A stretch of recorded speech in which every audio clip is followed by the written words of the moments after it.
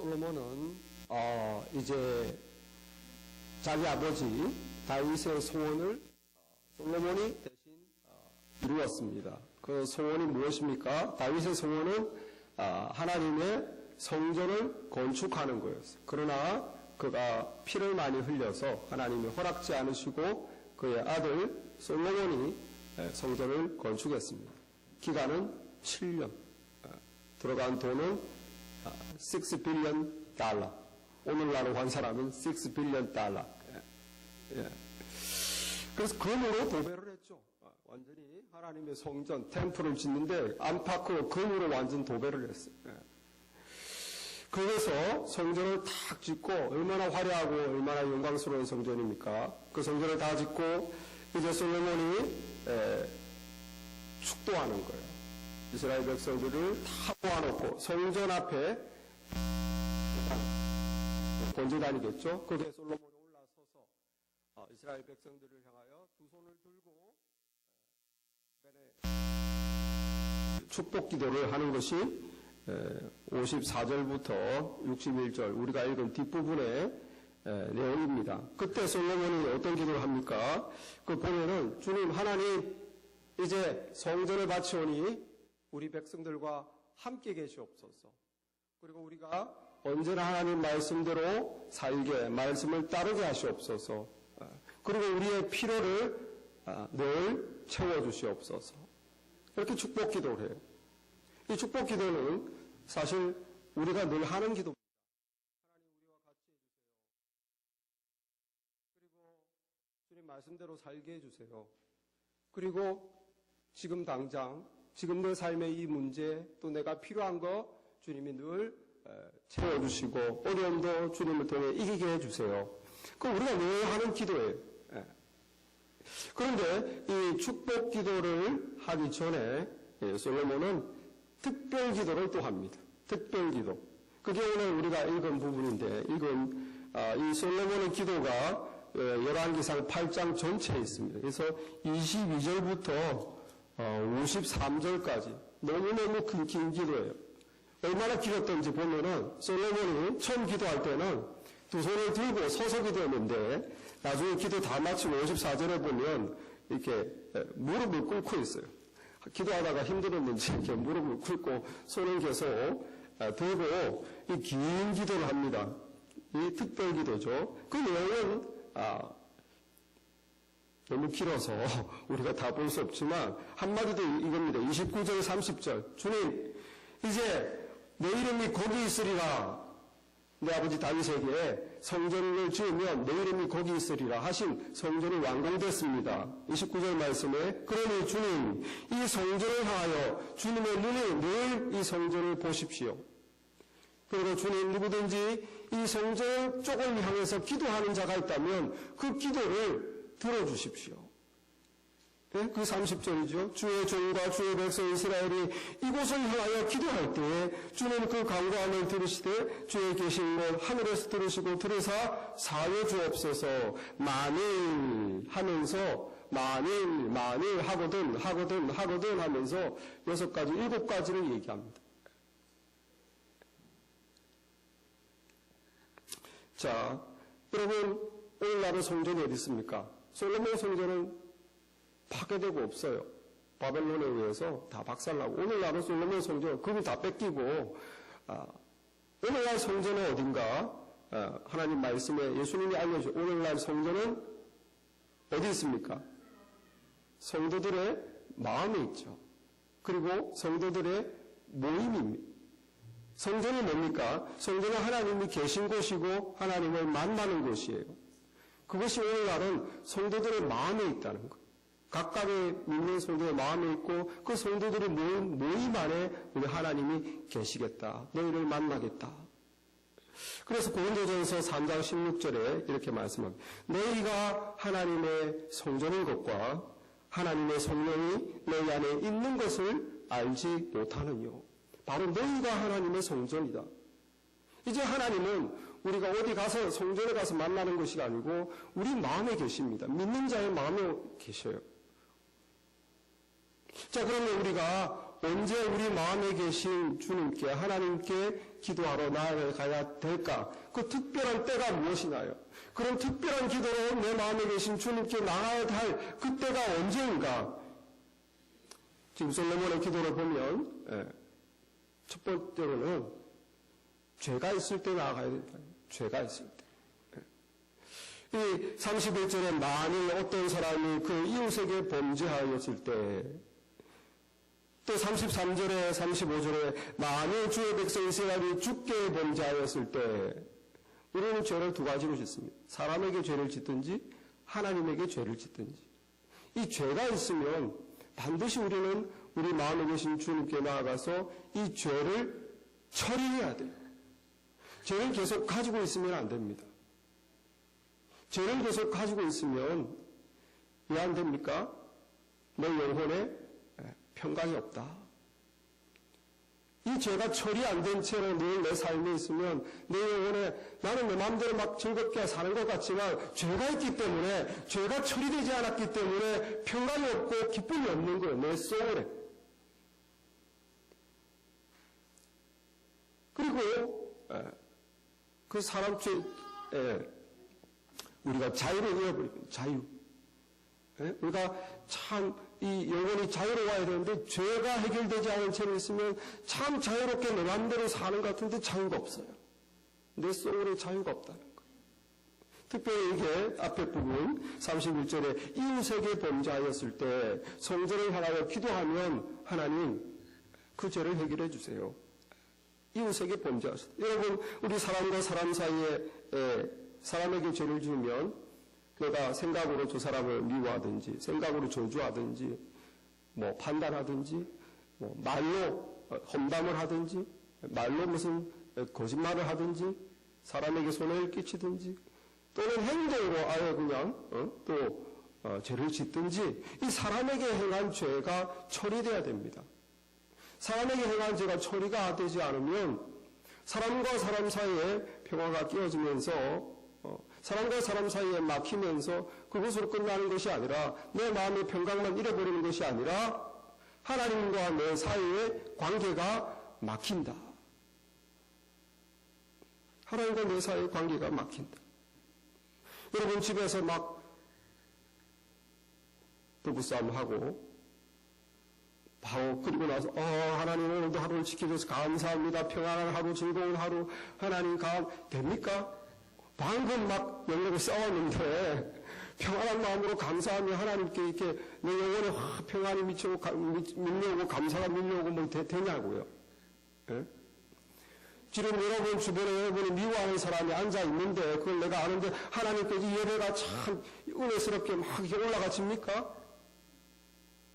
사람 사이에 막혀 있으면 내 마음에 평안은 없는 거예요. 뿐만 아니라 그 막혀있는 죄로 막혀있는 것 때문에 하나님과 나도 막힌다. 그러므로 우리는 죄가 있을 때 사람에게 범한 죄가 있으면 기도해서 이 죄를 빨리 처리해야 돼요. 하나님이 정의가 모든 죄는 이루어져야 됩니다. 사람과 사람 사이에 이루어진 죄에 대해서 하나님이 정의가 이루어져요. 내가 무료를 살아가듯이 뉴스에 보면 엄청난 죄들, 그거에 대해서 하나님이 정의가 이루어져야 이 세상에 평화가 오는 거예요. 죄가 그대로 있어서는 안 됩니다. 우리가 범한 죄, 하나님의 정의가 이루어지는 건 뭡니까? 그 십자가에 의지하는 거예요. 하나님께서 내 죄에 대해서 십자가에서 우리의 죄값을 예수님이 지불하시고 감당해 주셨어요. 나는 예수님의 십자가 은혜를 믿고 주님 내가 이 사람에게 또 이런 죄를 지었습니다. 용서해 주시옵소서. 그렇게 성전을 향하여 기도하거든 주님 용서해 달라는 게 솔로몬의 기도예요. 사람 사이에 죄가 있을 때. 우리는 성전된 우리의 몸, 우리가 주님을 영접하고 거듭나 주님은 우리 안에 계십니다. 믿습니까? 그러므로 죄가 있을 때 우리는 주님께 들어가서 주님 내가 또 이렇게 어떤 형제에게 어떤 자매에게 이렇게 또 내가 죄를 범했습니다. 또 죄악된 생각을 했습니다. 또는 행동으로 죄를 지었습니다. 주님 용서해 주십시오. 그렇게 주님께 그 죄가 처리돼야 내 마음에 평안이 온다는 거예요. 그렇게 사람 사이의 죄가 처리돼야 하나님과 내가 다시 또 연결될 수 있습니다. 있습니다. 그래서 마태복음 5장 23절에 예수님이 그런 말씀하셨잖아요. 그러므로 예물을 제단에 드리다가 내 형제에게 원망 들을 만한 일이 생각나면은 그 예물을 제단에 두고 먼저 가서 그 형제와 화목하고 그리고 와서 예물을 드려라. 그 사람 사이에 그걸 끌어오고 막힌 것 때문에 너의 그 예물이 하나님이 이렇게 기쁘게 받을 수가. 사람 사이에 그 막힌 것을 빨리 뚫고 먼저 내가 기도로 회개하고 그리고 그 사람이 갈 수 있으면 가고 못 가면 막힌 것을 내 마음에서라도 풀어야 돼요. 모든 미움이나 모든 막힌 걸 내 마음에 다 풀고 그래야 진정한 평안이 오고 하나님과 다시 관계가 회복될 줄 믿습니다. 사람 사이의 죄. 여러분 우리 사람 사이의 죄도 우리가 기도하면서 꼭 기도해야 될 내용이지만 더 중요한 건 하나님께 범한 죄입니다. 하나님께 범한 죄. 이스라엘이 참 계속 우상숭배로 하나님께 죄를 범했죠. 말로는 하나님 우리는 하나님의 백성입니다. 말로는 하나님 주 뜻대로 살게 하옵소서 이러는데 행동은 이스라엘 백성이 어땠습니까? 그 가나안 땅에 들어가서 하나님을 모르는 백성들의 삶을 쫓아가면서 그들과 똑같이 하나님을 사랑하는 게 아니고 자기가 만든 우상을 사랑하는 것. 내 일, 내가 하는 또 나의 가족, 또 뭡니까? 나의 즐거움. 그게 나의 우상이에요. 그래서 심지어 하나님께 내 우상이 잘 되도록 기도해요. 하나님 내 일이 잘 되게 해주세요. 내 가족이 잘 되게 해주세요. 주님 나에게 즐거움을 주고 평안을 주세요.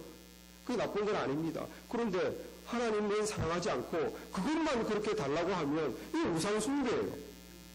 내가 원하는 우상이 잘 되기를 원한다는 거예요. 그걸 위해서 하나님이 좀 도와달라. 이 도대체 거꾸로 된 거죠. 여러분 하나님 말씀보다 이스라엘 백성 들어가가지고 자기 실력을 더 의지하고 하나님을 의지하는 게 아니라 내 실력, 내 재산, 내 경험 그거 다 우상 숭배입니다. 하나님을 의지하는 게 아니라 세상 사람하고 똑같은 거예요. 이 죄, 결국 이스라엘이 망한 것은 우상 숭배 때문에 망한 거예요. 이 오늘날 우리가 해결되지 않는 가장 큰 죄가 뭡니까? 우상 숭배를 한다는 거예요.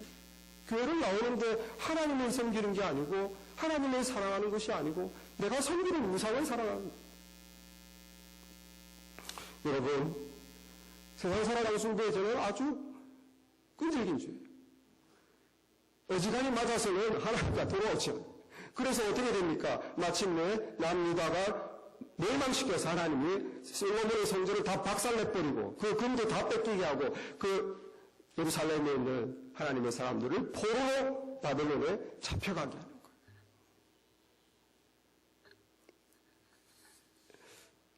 여러분 하나님의 자녀가 지속적으로 죄 속에 있고 하나님께 범한 죄를 해결하지 않으면 하나님은 참으시지만 마지막에는 징계하십니다. 하나님의 자녀이기 때문에. 그래서 히브리서 12장 6절에 주께서 그 사랑하시는 자를 징계하시고 그가 받아들이는 아들마다 채찍질 하심이라. 여러분 하나님은 징계를 좋아하지 않습니다. 그래서 우리가 하나님께 죄를 범해도 바로바로 하나님의 징계가 오는 건 아니에요. 그러나 하나님은 그래서 징계하기 전에 말씀을 주세요. 깨우침을 주세요. 네가 더 이상 그래서는 안 된다. 너는 하나님의 사람이고 믿음의 사람인데 더 이상 그런 죄 가운데 있어는 안 된다고 말씀을 주시고 깨우침을 주시고 환경을 통해서 사람을 통해서 예배를 통해서 이렇게 깨우침을 주는데 끝까지 그것을 우리가 받아들이지 않고 하나님께 회개하지 않으면 하나님이 마침내 채찍을 드신다는 거예요. 왜? 사랑하는 자를 징계하시고 그가 받아들이는 아들마다 채찍질하신다. 그래서 재산상의 손실이 오기도 합니다. 여러분 갑자기 사고를 당하기도 합니다. 내년에 병이 들기도 하고 때로는 내가 아니라 가족이 아프기도 합니다. 때로는 내가 하는 일이 계속 안 되고 어렵고 스트레스 받고 하는 일마다 또 안 되기도 해요. 여러분 그때 우리를 돌아봐야 됩니다. 내가 혹시 하나님께 범죄한 것이 있어서 그것을 해결하지 않아서 하나님께서 나에게 채찍질하는 것인가? 지금 하나님의 재앙인가? 돌아봐야 되는 거예요. 세상 사람들은 재수가 없어서 살다 보니 그럴 수 있지. 여러분, 우리 믿는 사람들은 그렇게 생각하시면 안 됩니다. 우리 믿는 사람은 하나님의 사랑 안에 있기 때문에 쓸데없이 일어난 일이 없는 것을 믿으시기 바랍니다. 돌아봐야 되는 거예요.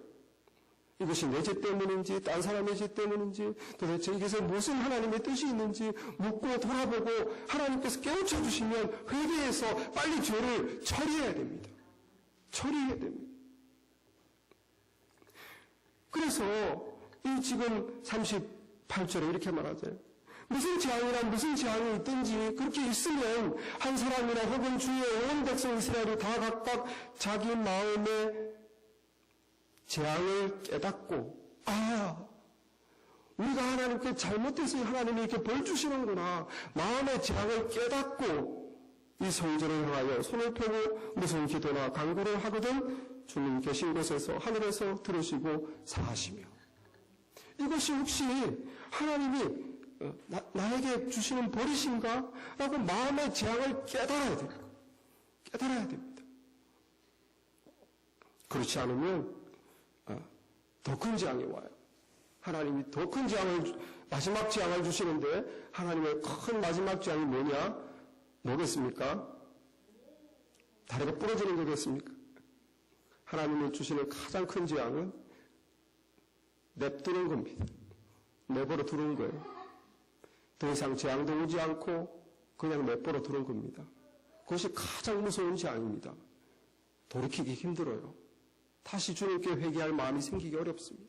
하나님이 내버려 두고 끝내버리면, 손을 떼버리면 그건 그야말로 가장 큰 죄악입니다. 그래서 로마서 1장 28절에 보면 온갖 세상의 죄악을 얘기하면서 그들이 마음에 하나님 두기를 싫어하며 하나님께서 그들을 그 마음의 정욕대로 내버려 두사, 그 상실한 마음대로 내버려 두사 그 죄와 합당치 못한 일을 하게 하셨느니라. 내버려 두는 게 가장 큰 죄악이에요. 그래도 내 삶에 하나님이 채찍이라도 치시면, 재앙이라도 내리시면 그래도 그건 하나님의 은혜입니다. 내가 회개하고 돌아가면 돼요.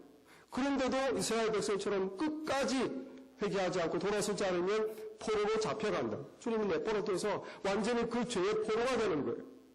그래서 그냥 세상 욕심의 포로가 되어 살아가고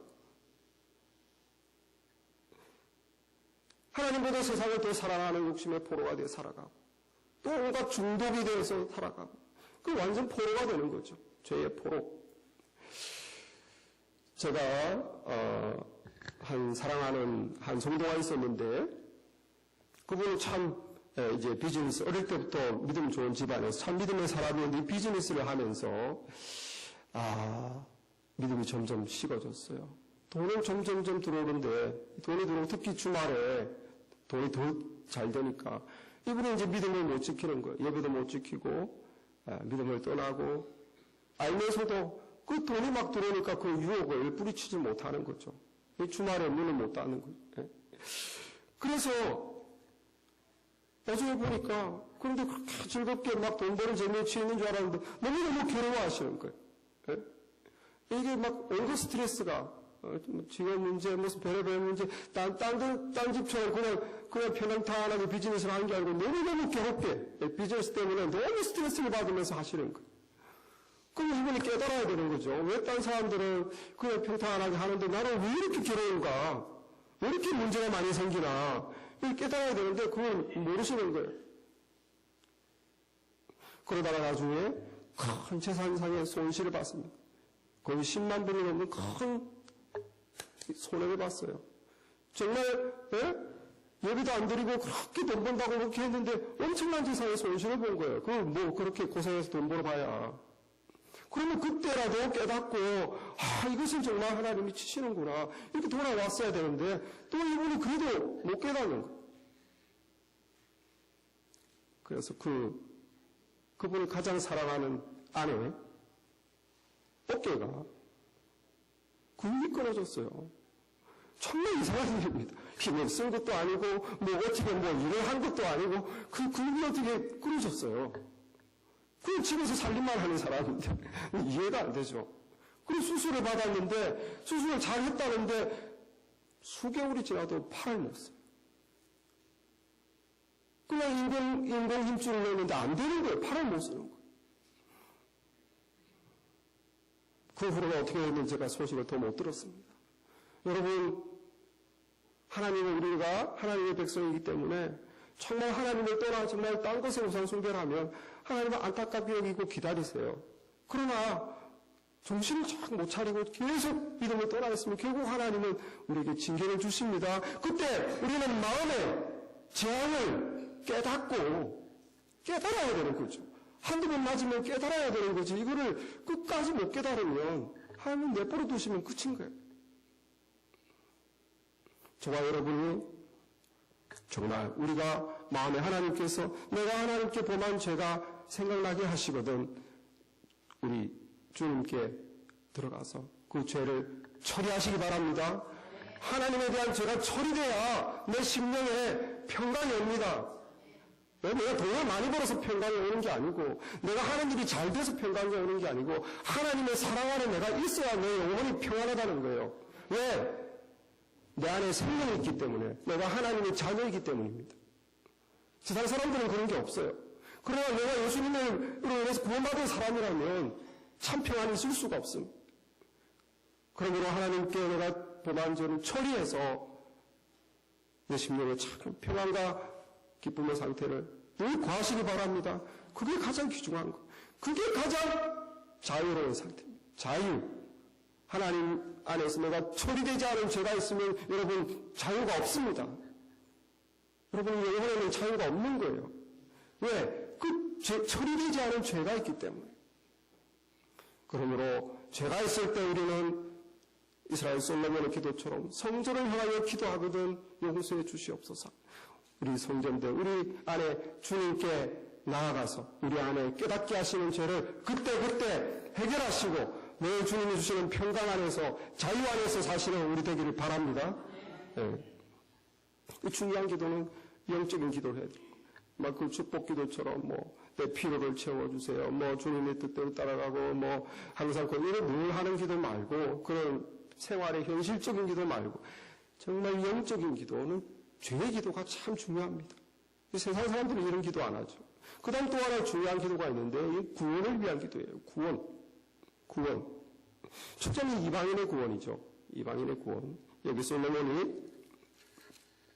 41절에 이렇게 말합니다. 주의 백성 이스라엘에 속하지 아니한 자, 곧 주의 이름을 위하여 먼 지방에서 온 이방인이 있더라도 그들이 주의 크신 이름과 주의 능한 손과 주의 펴신 팔의 소문을 듣고 와서 이 성전을 향하여 기도하거든. 여러분 정말 우리에게 중요한 기도 제목이 있다면 여기 이방인들이라 할지라도 이스라엘을 보고 저들이 믿는 하나님 나도 믿어보고 싶다. 그래서 성전에 자기들이 직접 와서 이 성전에서 이 성전을 향하여 주님께 이방인들이라도 기도하면 들어주셔서 어떻게 해라고요? 43절에 주는 계신 곳 하늘에서 들으시고 이방인이 주께 부르짖는 대로 이루어 주시사 땅의 만민이 주의 이름을 알고 주의 백성 이스라엘처럼 경외하게 하시옵소서. 그래서 우리만이 아니라 저 사람들도 하나님이 참 하나님인 걸 알고 하나님을 경외하는 사람 되게 하여 주시옵소서. 구원받지 못하는 사람을 위해 기도해야 된다는 거예요. 영적인 기도. 여러분 우리 삶의 주변에서 성전들 우리에게 다가와서 또 우리가 아는 우리를 알고 있는 그런 사람이 있다면 여러분 그들이 우리 성전들 우리를 보고 뭔가 하나님을 믿어보고 싶은 마음 뭔가 신앙을 가지고 싶은 마음을 가지도록 기도해야 됩니다. 그냥 그들과 그냥 이렇게 그냥 릴레이션십으로 그냥 교제만 하는 건 누구나 하는 거예요. 그러나 우리는 하나님의 사람으로서 그 영혼에 대한 부담감을 가져야 돼요. 나만 이렇게 하나님을 믿는 것이 아니라 저 사람이 나와 교제권이 형성됐는데 저 사람이 나에게 이렇게 다가왔는데 나를 통해서 그러면 하나님을 만날 수 있도록 해야 되지 않겠습니까? 그게 가장 중요한 기도 제목이에요. 그것이 그 사람이 받을 수 있는 가장 큰 축복이고 우리 여기 박정훈 집사님 앉아 계신데 정말 80대 중반 노구에 정말 수개월을 이렇게 새벽 기도를 나오셔서 그 집도 얼마나 멉니까? 그죠? 그래서 그 먼 거리에서 새벽 기도 나온다고 쉬운 게 아니에요. 수개월을 나오셔서 기도한 그 기도 제목은 바로 본인이 가장 사랑하는 첫 손녀딸 세슬리의 구원을 위해서 기도했습니다. 그렇게 새벽에 나와서 정말 손녀가 많지만 그들이 거의 믿음을 특별히 사랑하는 얘가 믿음을 하나님을 알면 좋겠다. 믿음 생활하면 좋겠다. 그런 마음의 간절한 소원으로 그렇게 간절히 나와서 기도했는데 지난주에 기도가 응답된 거 아닙니까? 할렐루야. 그 세슬리가 그 동네에 있는 교회를 갔다가 예배 시간에 크게 은혜를 받고 마지막 시간에 눈물 콧물 다 흘리며 주님의 제단 앞에 나와 예수님을 영접했다는 거예요. 할렐루야. 이건 저절로 되는 게 아니에요. 한 사람의 영혼, 하나님 알지 못하는 영혼이 구원받고 하나님의 자녀로 다시 태어난다는 것은 절대로 저절로 되는 게 아닙니다. 기적입니다. 기적. 기도해야 돼요. 이 기적이 일어나도록 기도해야 돼요. 뭐가 중요한 기도입니까? 그 한 영혼이 구원받는 것이 가장 중요한 기도예요. 우선은 내 식구예요. 같은 집에 사는 식구들 중에서도 아직 하나님을 모른다면, 아직 구원받지 못했다면, 아직도 우리가 하나님의 자녀로 집에서 예배를 드릴 수 없다면 이건 정말 가장 큰 기도 제목입니다. 우리가 만나는 영혼, 주님을 알지 못한 영혼, 특별히 가족 위해서 기도하시는 우리가 되길 바랍니다. 기도해야 됩니다. 주님께 기도해야 돼요. 기적을 일으켜 달라고. 그 은혜를 베풀어 주시도록. 완악한 인간의 영혼이 어떻게 하나님께 회개하고 돌아오겠습니까? 여러분, 우리 타인의 구원뿐만 아니라 우리가 또 성전을 위해 기도해야 되는 것은 향하여 우리의 구원을 위해서 기도해야 됩니다. 우리의 구원. 주 예수 믿고 구원 받았는데요. 여러분, 그런 구원 말고 우리가 하나님의 자녀가 됐죠. 그런 구원 말고 우리 삶에서 계속 구원 받아야 돼요. 계속. 왜? 우리 삶은 계속 문제가 생깁니다. 세상적인 문제 말고요. 건강이 약해집니다. 하는 일이 이런 거 말고 영적으로도 계속 문제가 생겨요. 우리 하나님의 자녀는 이 세상에서 전쟁 중에 있습니다. 전쟁 중에. 그럼 우리 전쟁에서 이기도록 우리 주님께서 이 전쟁에서 나를 구원해 주시도록 기도해야 됩니다. 늘 전쟁터예요. 여러분, 어디가 전쟁터입니까? 우리 믿는 자의 마음이 전쟁터입니다. 우리의 마음 가운데에서 하나님의 뜻을 따를 것인가? 아니면 이 상황에서 내가 하고 싶은 대로 사탄 마귀의 음성을 듣고 그걸로 갈 것인가? 늘 우리는 싸우는 거예요. 하나님의 자녀라면. 그래서 우리는 전쟁에 승리하도록 내 안에서 영적인 전쟁을 느낄 때 이 전쟁에서 승리하도록 주님께 기도해야 됩니다. 기도하지 않으면 여러분 전쟁은 100전 100패예요. 주님을 믿지만 너무 무력한 크리스찬, 날마다 실패하고 늘 그냥 회개기도만 하는 그 그리스도가 되겠습니까? 여기 지금 솔로몬이 무엇을 기도합니까? 44절에 주의 백성이 그들의 적국과 더불어 싸우고자 할 때 주님, 그리고 주께서 보내신 길로 나아갈 때 그들이 주께서 택하신 성읍과 내가 주의 이름을 위하여 건축한 성전이 있는 곳을 향하여 주께 여호와께 기도하거든.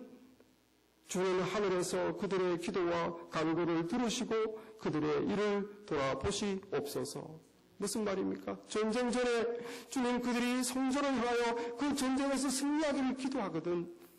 주님 돌아보시고 승리를 허락하여 주옵소서. 여러분, 우리는 날마다 영적인 전쟁 중이에요. 하나님이 원하시는 것은 전쟁을 피하도록 전쟁이 없는, 영적인 전쟁이 없는 상태가 아닙니다. 하나님께서는 우리를 영적인 전쟁터로 내보내시는 분이에요. 전쟁해라, 싸워라, 이겨라. 이 말씀에서 오늘 44절에 주의 백성이 그들의 적국과 더불어 싸우고자 하여 주께서 보내신 길로 나아갈 때 wherever you sent us, 어디든지 주님이 우리를 보내신 곳으로 뭐하러 싸우라고 나아갈 때 주님 그 싸움에서 이기게 해 주시옵소서. 여러분, 주님이 여러분을 어디로 보내십니까? 여러분의 가정이에요. 여러분의 가정에서 여러분 영적 싸움을 하십니다. 여러분이 있는 그 세상에서, 직장에서, 그 만나는 사람들 사이에서 영적인 싸움을 합니다. 심지어 교회에서도 영적인 싸움을 합니다. 심지어 여러분이 혼자 있을 때 영적인 싸움을 합니다. 내가 하나님의 뜻을 따를 것인가? 세상의 길을 갈 것인가? 내 마음, 내가 원하는 길을 갈 것인가? 늘 싸우는 거예요, 영적인 싸움. 이게 우리 혼자 싸우겠다는 것은 어리석은 것입니다.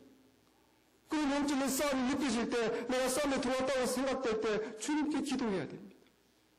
여러분 혼자 있을 때도 고요하고 평안하고 자유로운 시간 같지만 우리의 심령 영혼은 영적인 싸움입니다. 내가 내 영혼을 정말 아주 유익한 곳으로 무슨 운동을 한다든지 좋은 책을 본다든지 심지어 더 적극적으로 하나님을 생각한다든지 또 기도와 말씀으로 주님께 다가간다든지 그럴 수도 있지만 우리는 혼자 있을 때 내 영혼이 해를 끼치는 것으로 내 머리를 채울 수도 있어요. 쓸데없이 셀폰을 여기저기 뒤적거린다든지 인터넷을 여기저기 본다든지 다 나쁜 것이라는 뜻이 아니라 내 영혼에 해가 되게 할 수도 있다는 거예요. 나쁜 생각, 악한 생각을 할 수도 있어요. 혼자 있을 때도 영적인 싸움을 하는 겁니다. 여러분, 우리 가정에서도 영적인 싸움을 하는 거예요. 가정이 다 천국이 아니죠. 가정에서 가족 간의 감정 충돌이 있을 때, 의견 대립이 있을 때, 말 다툼이 있을 때, 그 영적인 싸움인 거예요. 그 우리는 기도해야 됩니다. 평화를 이루게 해주시옵소서. 사랑의 공동체, 한 마음을 이루게 같이 붙어 싸울 것이. 가족 중에 한 명이 영적으로 방황할 수 있어요. 가족 중에 한 명이 하나님을 떠날 수 있습니다. 그 영적인 전쟁터입니다. 여러분 나머지 가족들이 그 한 가족을 위해서 기도해 줘야 됩니다. 주님 우리 딸이 우리 아빠가 우리 중에 누구가 이렇게 지금 방황하고 있습니다. 하나님을 떠나 있습니다. 주님 믿음을 떠났습니다. 주여 그 영적인 싸움인 거예요. 기도해 줘야 됩니다. 여러분 가정에 어려운 염려가 생기고 사고가 생기고 가정에 큰 위기가 처할 수 있어요. 그 영적인 위기 상황입니다. 그때 온 식구들이 다 같이 하나님께 기도해야 됩니다. 이 위기를 넘기게 해주시옵소서.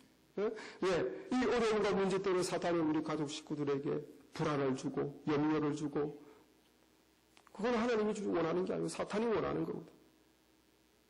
그 영적 싸움을 싸워서 정말 어려움 가운데 주님으로 마음이 하나가 돼서 정말 염려, 근심, 불안이 아니라 주님 붙잡고 뚫고 나가야죠. 여러분 세상에서도 우리 늘 영적 싸움입니다. 이유 없이 나를 미워하는 자, 나를 괴롭히는 자, 나에게 손해를 끼치는 자. 세상 사람 같으면 그게 무슨 영적인 싸움입니까? 같이 저 사람이 해주는 대로 하면 되지만 우리는 하나님의 사람, 영적 싸움. 악으로 갚지 않고 손으로 갚으라고 그랬잖아요. 사랑으로 승리하여라. 로마서 12장 20절에 너의 원수가 줄이면 먹여주고 목마르면 마시게 하여라. 그리함으로 그 머리에 숯불을 그 머리 위에 쌓아놓으라. 뭔 말이에요? 부끄럽게 하라는 거예요. 머리에 숯불을 쌓아서. 너의 원수가 줄이면 먹여주고 목마르게 하면 마시게 해주고 우리는 사랑으로 영적인 싸움을 싸워서 이겨라는 소리예요. 여러분 세상 삶에 얼마나 영적 싸움이 많습니까? 이 세상의 가치, 돈이 너를 책임져 준다. 이 물질 우선주의, 이 세상 가치와 싸워야 돼요. 여러분 이 세상의 삶에 얼마나 죄의 유혹이 많습니까? 안 믿는 사람 사이 틈에서 똑같이 정신 안 차리면 나도 똑같이 죄짓고 있어요. 영적인 싸움을 싸워야 돼요. 그때마다 우리는 세상에서도 늘 싸움입니다.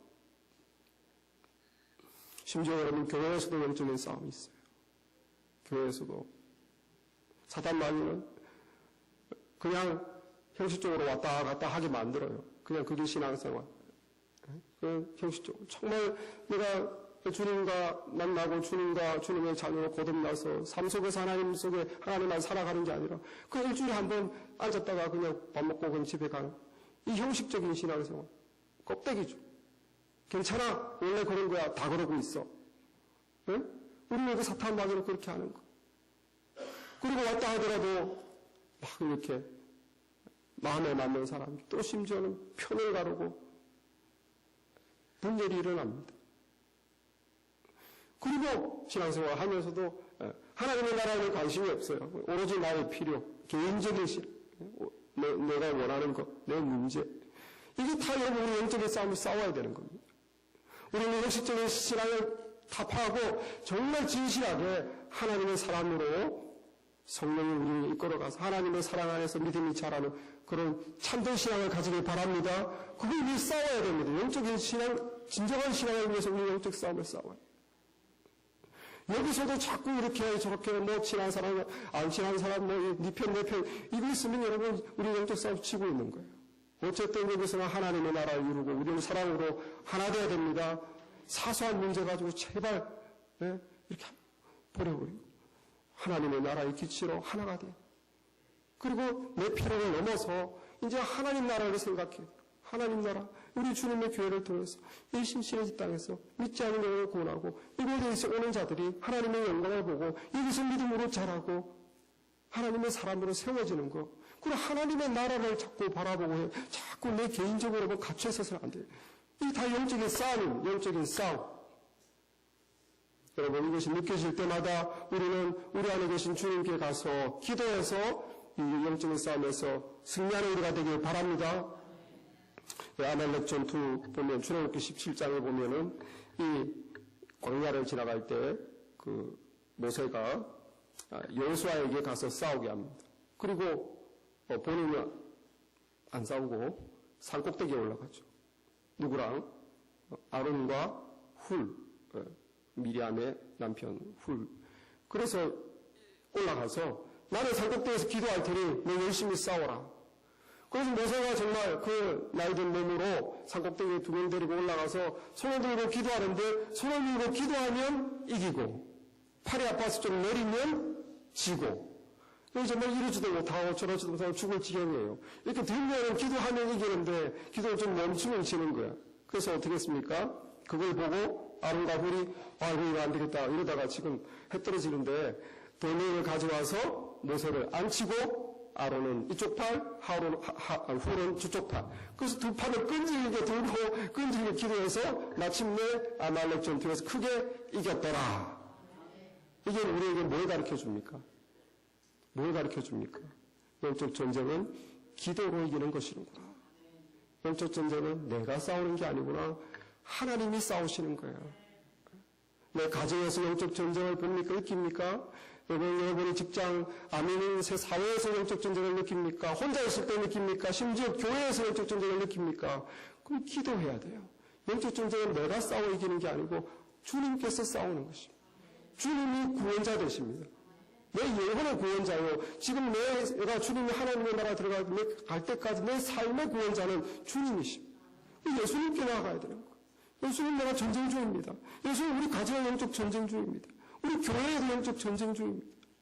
내가 세상에서 직장에서 지금 영적 전쟁 중입니다.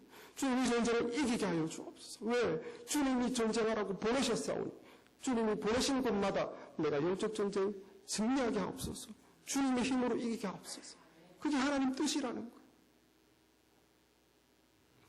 여러분 많은 기도 제목이 있지만 우리는 죄를 위해서 죄가 처리되도록 그리고 구원을 위해서 기도해야 됩니다. 왜 그렇습니까? 하나님 자녀이기 때문에. 여기 52절 53절 원하건대 주의 눈을 들어 주의 간구함과 주의 백성 이스라엘의 간구함을 보시고 주께 부르짖는 대로 들으시옵소서. 주 여호와여 주께서 우리 조상을 애굽에서 인도하여 내실 때에 주의 종 모세를 통하여 말씀하신 같이 주께서 세상 만민 가운데서 그들을 구별하여 주의 기업으로 삼으셨나이다. 왜 기도를 달라고 한다고요? 주님께서 애굽에서 우리를 건져주셔서 세상 만민 중에서 하나님의 백성으로 하나님의 것으로 우리를 삼으셨습니다. 그렇게 우리를 하나님의 자녀 삼았사오니 주님 내가 하나님의 자녀이니 내 죄를 처리하지 원합니다. 주님 내 안에 있는 사람에게 범한 죄 하나님께 범한 죄 용서하여 주시옵소서. 참 평안과 자유를 회복시켜 주옵소서. 주님 내가 하나님의 자녀이오니 저 믿지 못하는 내가 알게 된 저 영혼을 위해서 기도합니다. 저 사람도 구원받게 해 주시옵소서. 주님 내가 하나님의 자녀이오니 빛의 왕이가 되었사오니 주님 영적 전쟁에 주님이 보내시는 곳에서 내가 승리하게 하여 주시옵소서. 기도하는 우리가 되기를 바랍니다. 기도하겠습니다.